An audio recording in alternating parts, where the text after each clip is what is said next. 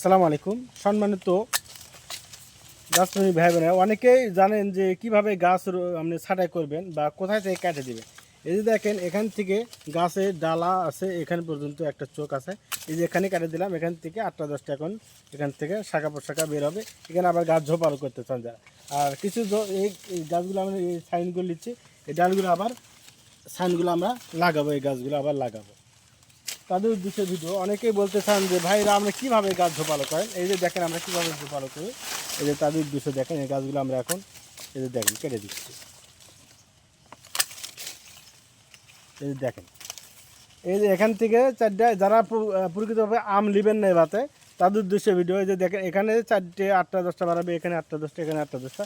আবার মনে করেন অনেক শাখা প্রশাখা হবে এই ডালগুলো বা গাছগুলো ঝোপালো হবে।